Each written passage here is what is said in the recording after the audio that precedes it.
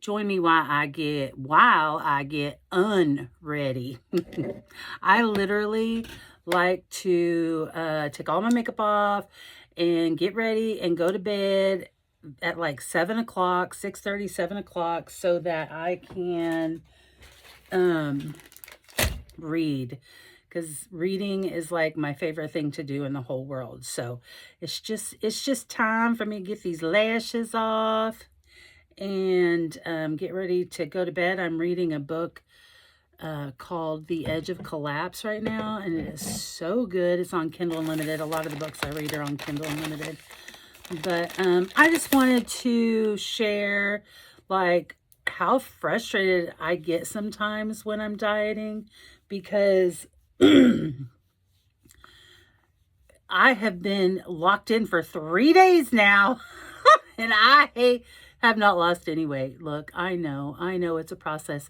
And also, I am older. Like, I'm 48. So, I'm going to tell, if there is anybody young watching this video, lose weight in your youth, because the older you get, and if you're in perimenopause, like, you are not losing weight.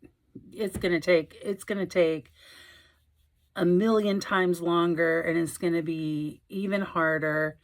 I I played around with Atkins diet in my 20s, and I lost a significant amount of weight. I didn't even have a scale back then, but I don't know how much weight, I can't remember, but I'd have to go over to my friend's house and weigh. But I lost a lot of weight doing Atkins, and literally I could just say I've been overweight my whole life. I can remember weighing, this is crazy. I can remember weighing 208 pounds in the second grade. And the only reason that sticks out to me is because my teacher at the time, we had these like cubbies in the classroom. It was a very small town, so we didn't have lockers. Well, we were in second grade. But we wrote our, like, how old we were, when our birthday was, how tall we were, how much we weighed, like our favorite color. And we filled out this little sheet, and then we put it on top of our cubby so everybody could see it. And I always knew that I was bigger because, family members, and, I would hear my mom make comments, which my mom was a large woman too. But I don't think I knew how big I was until the second grade, and saw that the other kids in class were weighing, like, I don't even remember, because the only thing that really sticks out to me is I weighed 208 pounds and I was in the second grade. So, like, normal kids in the second grade probably weigh, like, I don't know, 50 pounds, 60 pounds. I don't even know. But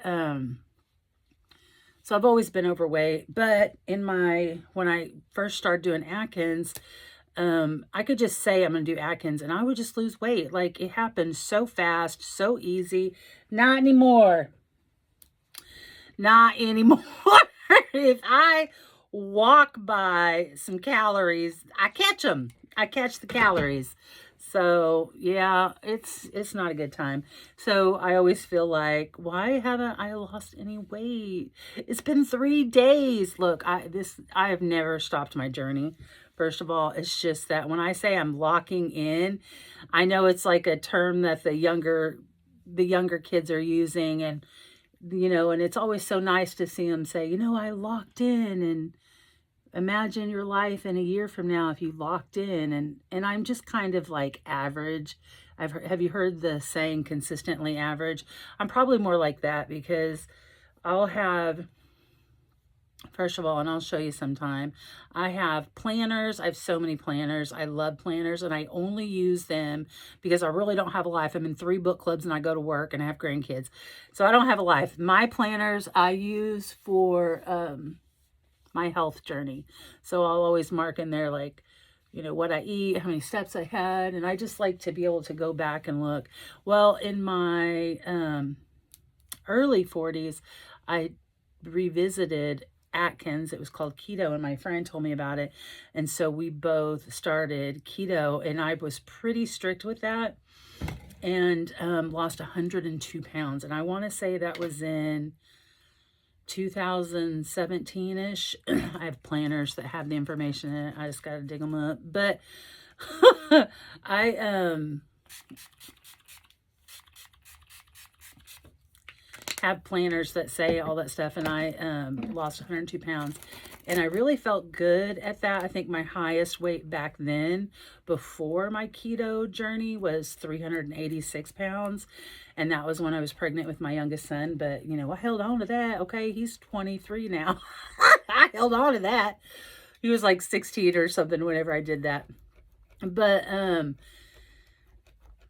not, I just, and then I literally, I remember when I cracked, it was a Halloween party I went to, and I was just walking outside to the bonfire part, and my friend had a bowl of candy corns on the table, and I just was like, you know what, I love candy corn. So I just grabbed a little handful of them, and that was it.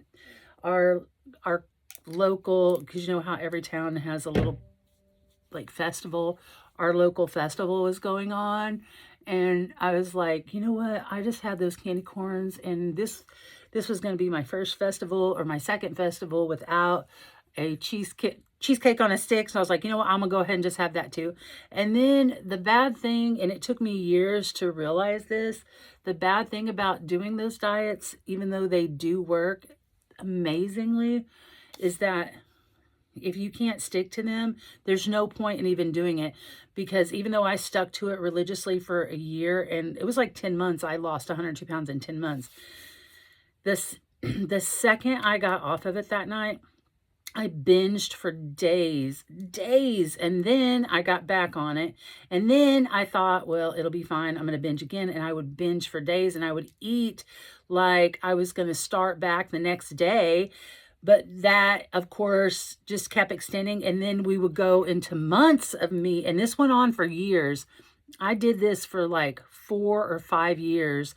I went back and forth between keto and binging, because I binged like I was going to get back on it the next day, but then I would do that for like 3 months. So I got all the way up to 422 pounds. And I just kind of been like, you know what, I'm just going to work on being fabulous.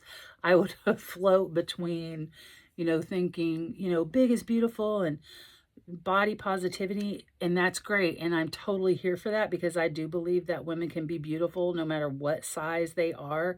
But I couldn't walk. Like, I couldn't walk from the parking lot into my job.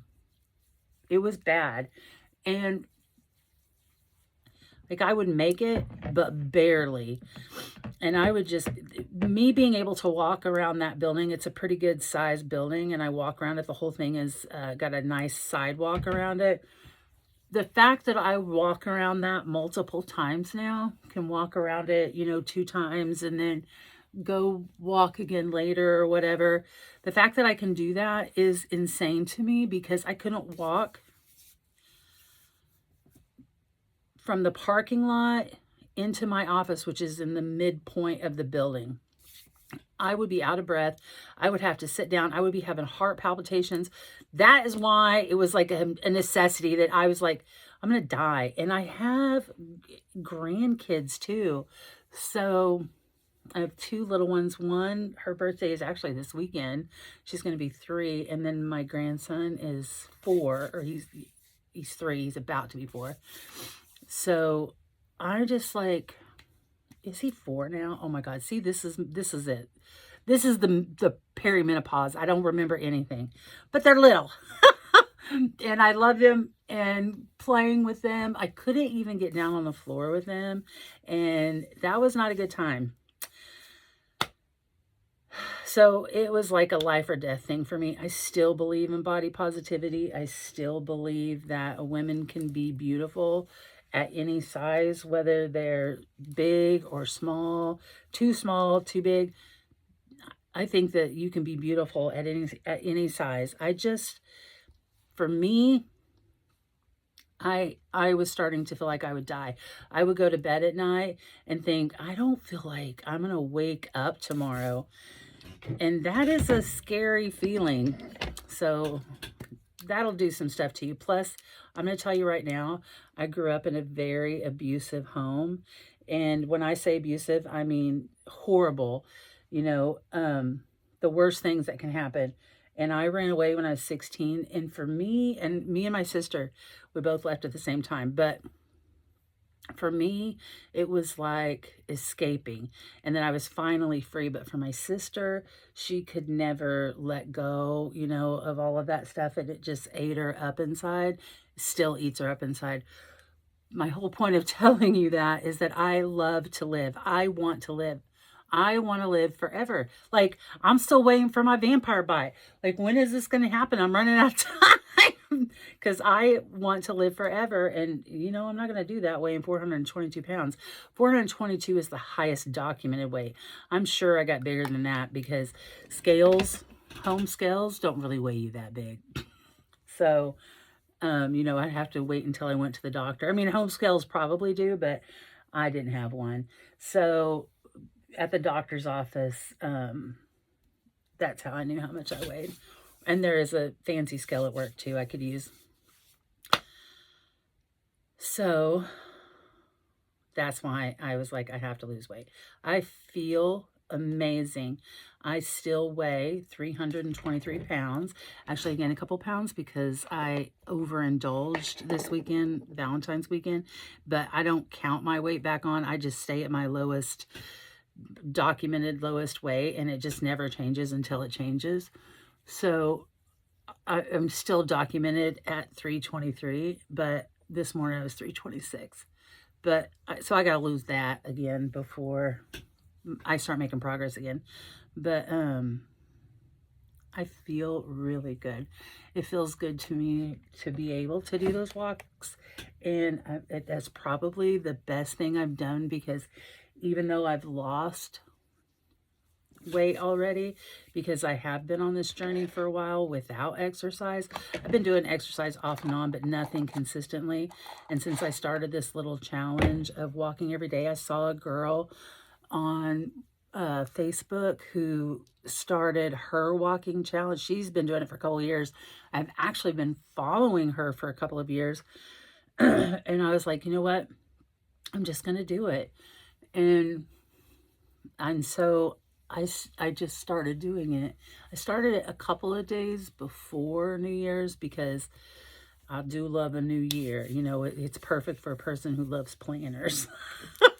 But I wanted to get started right then because I was on vacation. So I went ahead and got started. And since I've started the walking, it's like, I feel like I can walk anywhere. I feel like it's so amazing that I would just walk out my door before I got the walking pad. And I'm just going to tell you too, I also get embarrassed walking around people because I do lose breath. And especially in the beginning, I was losing my breath, you know,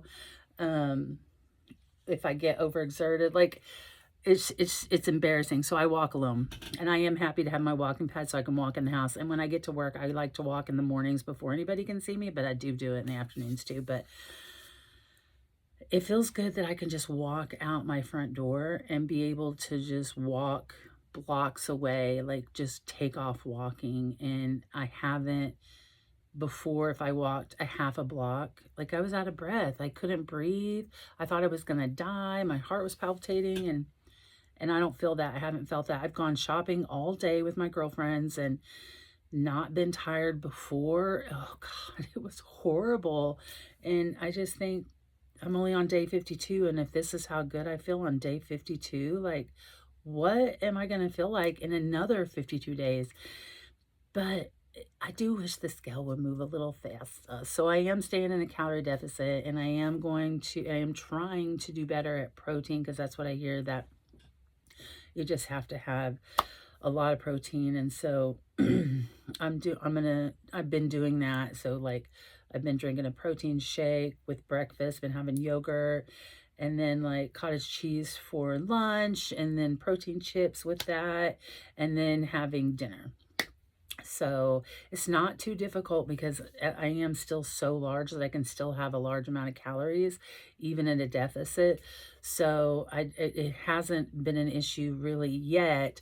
I know that the more weight I lose, the less calories I'll have, but hopefully I won't be that hungry later. So I don't know. We'll just have to wait and see.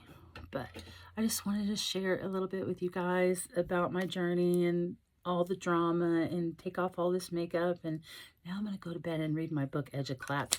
I don't think I'm going to finish it tonight. It's on Kindle Unlimited. It's the first one in a series. I'm trying to remember what the author's name is. I think it's Kyla something.